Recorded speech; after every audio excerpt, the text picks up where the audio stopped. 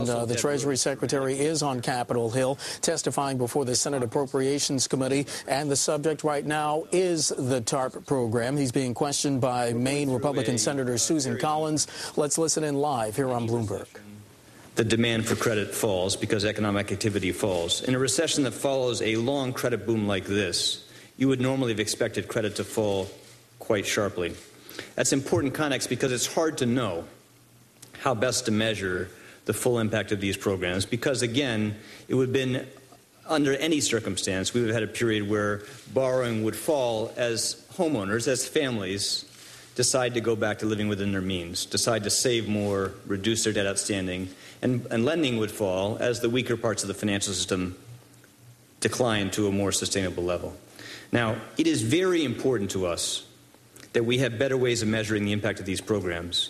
So when we came into office, we put in place a much more comprehensive reporting so that all banks that receive TARP assistance have a report monthly on what's actually happening to lending behavior. We started with the major banks. We extended that now to all TARP recipients. And you'll be able to see monthly now on the Treasury website what banks are actually doing in terms of lending. And that is the ultimate measure of the impact of the capital assistance programs.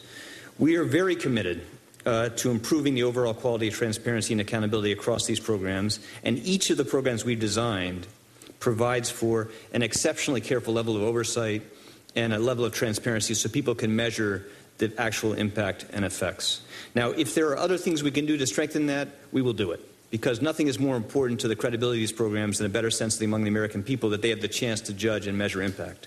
Now, just to finish quickly where you began, my own judgment is that the programs that the Congress authorized last fall and the actions that my predecessor took initially to put capital into the U.S. banking system were absolutely essential to prevent a catastrophic financial collapse. If you look back to that period of time, lending absolutely stopped. And because lending stopped and because confidence was so badly damaged, basic business stopped. And it happened around the world. And when that capital was put into those banks initially, that was the first step in beginning to lay a foundation for recovery and repair.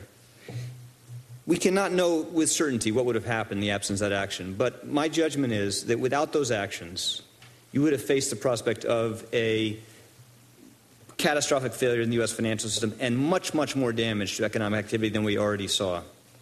Now, today, we are seeing, over the last several weeks, we've seen some very impressive, encouraging signs of improvement in the overall credit conditions. So if you look at concern about risk and exposure to banks, if you look at the ability of banks to go raise equity, replace the government's investment, if you look at what's happening to borrowing costs for businesses across the country, if you look at what's happened to mortgage rates and interest rates, there have been substantial improvements in those basic measures of these programs. So my sense is it's early days, as I said, and this is just the beginning, but I think where the government has acted, you can see very tangible benefits in improvement. Now, we have a ways to go.